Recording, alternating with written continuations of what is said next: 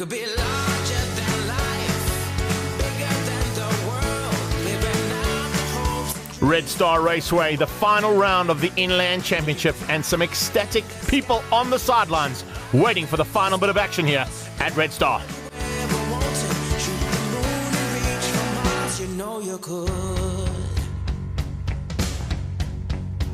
Yeah. And times are changing everywhere. Do we dream and do we dare? It's up to you. The door is open wide.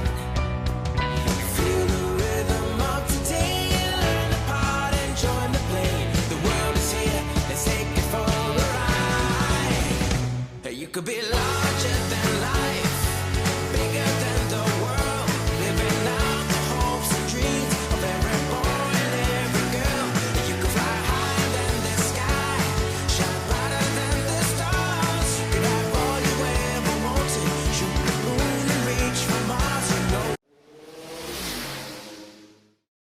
There's only 3 points between the top 3 in the Bridgestone BMW Club Racing Series. Who's going to take the #1 plate? Let's have a look.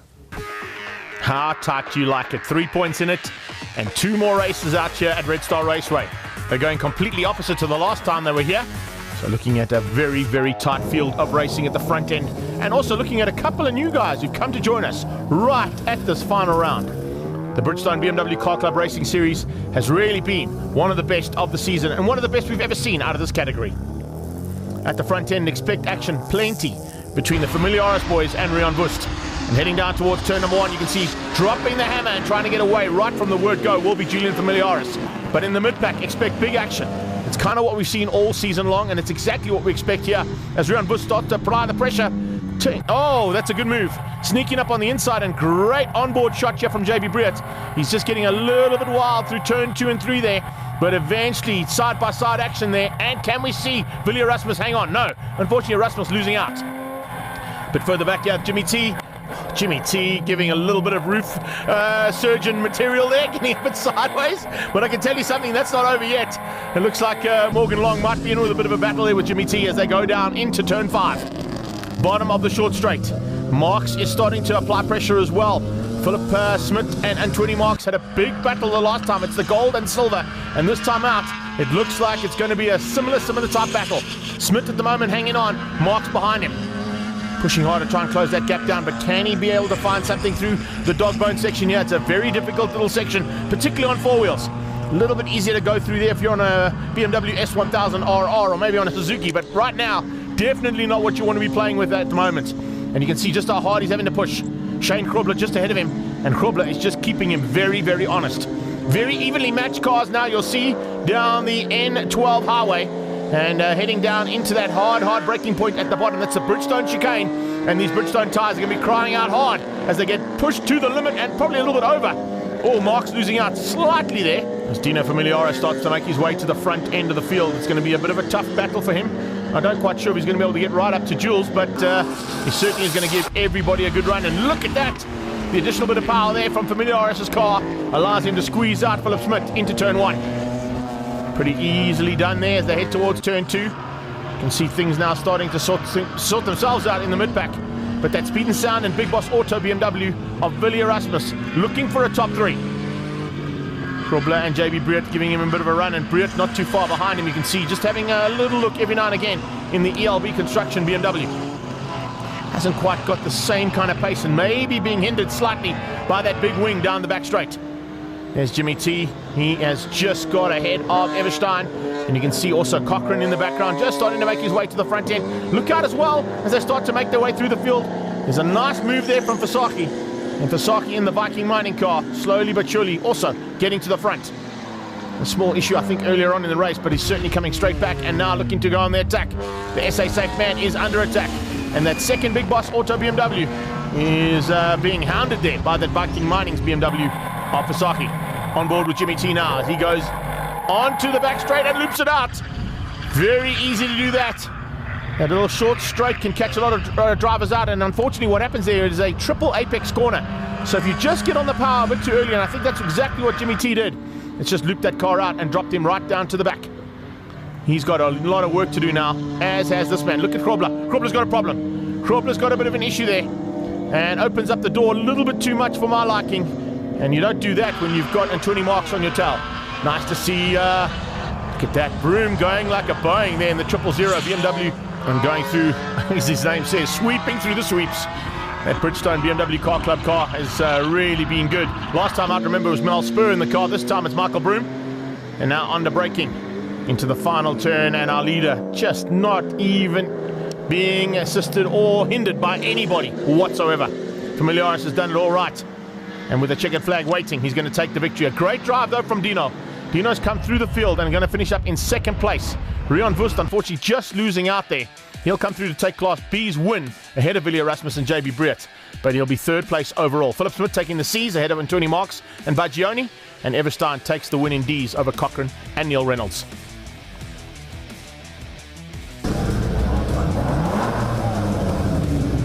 Been an awesome season. It's been toe to toe with everybody, and yeah, we couldn't have asked for a better final. I mean, there's 1 point between me and Jan, and Philip's 2 points behind us, so closer than that we couldn't have asked for. Let's catch up with the chairman and see how that BMW went.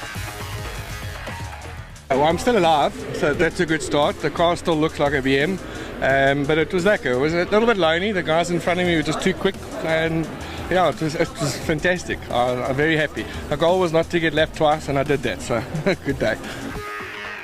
Moving into race number 2 with a few adjustments to be made on a couple of the cars out there. And once those adjustments are done, they'll make their way back out onto the Red Star Raceway for their final race of 2017. The points are still very, very close, but it's just a case of Julian Familiaris finishing this one up, and that number 1 plate will remain his. He starts at the front end and gets off the line nicely, but he's going to be hounded. As they head down into turn 1, JB Briett already starting to apply the pressure onto the back end of Willie Erasmus. He in turn has got a big amount of pressure coming from the back, and Wust looking to get through early on. Good move there from Willie. He squeezes through and gets ahead of Grobler in the Mayfair gearbox car, and that car moves into third place now and is under attack from the Viking mining car of Wust. Wust gets ahead. He just squeezes out that ELB BMW. We're on board here with Jimmy T looking at that ELB BMW, and I can tell you JB Briett is not going to make this easy. He's going to go straight back under attack as they come through turn 4, heading towards 5 now. Triple left-hander. Remember, it's a triple apex corner they head into now. This is where T got it wrong the last time. This time Jimmy just trying to keep it all together. Remember, the tires will be slightly cooler right now. You can see cooler conditions as well. A bit of cloud cover has just cooled things down here ever so slightly at Red Star Raceway. The 57 car is under attack, and Neil Reynolds and Cochrane going at it. Nice to see those two fighting so hard. And oh, Cochrane onto the dirty stuff. That's going to loop that car out. Easily done. Fortunately, he's able to catch it, get back on track, but a little bit of work to do now for Troy from the back of the field. And 20 marks on the inside. The 25 car has been caught and passed, and Bagioni is going to have to fight it once again there with the silver and the gold cars for potentially 1, 2, and 3 in his class. Further back in the field, that is Jimmy Temeglu under pressure, under braking, and a great bit of late braking coming out of the 208. And a super bit of driving there from Andreas May. Andreas May actually starting to make his way through the field rapidly. He'd like to be up at the front end, and he's not too far away.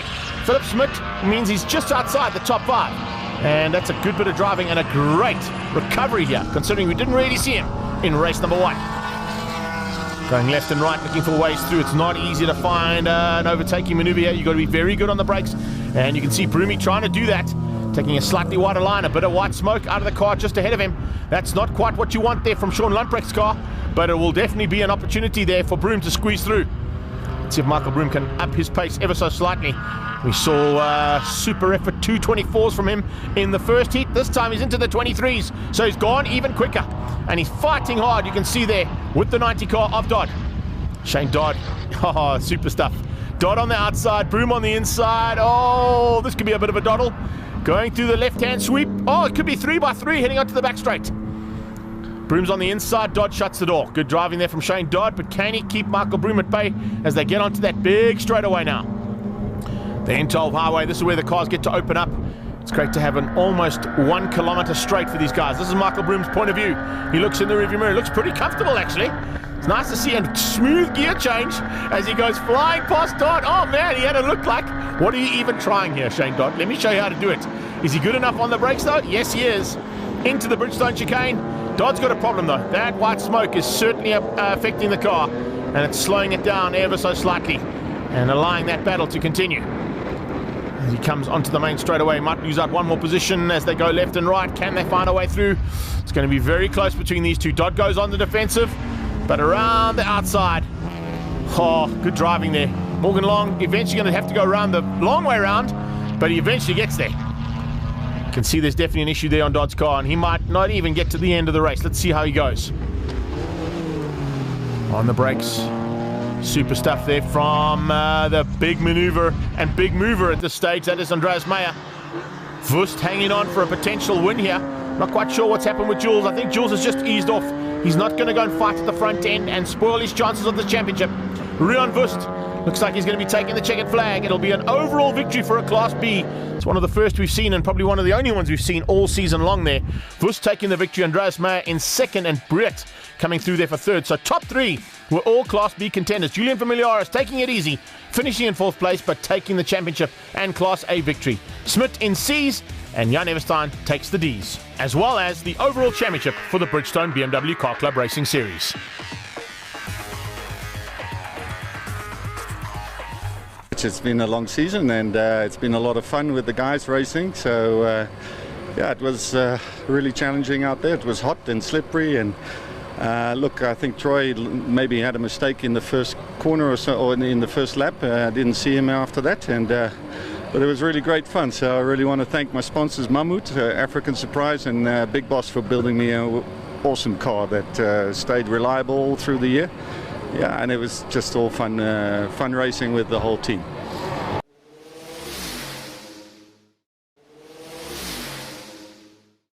And that's a wrap of the show and of the 2017 season, and what a year it has been.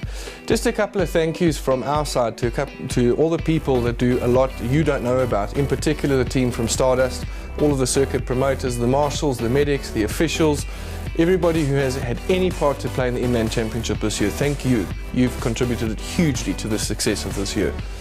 Next year we start at Midvaal on the 17th of February. The Inland Championship and a couple of other regional tours will look a little bit different to what you're expecting, but those are all for good reasons to keep progressing in the sport. So thanks again, take care, have a wonderful festive season, and be safe with your families.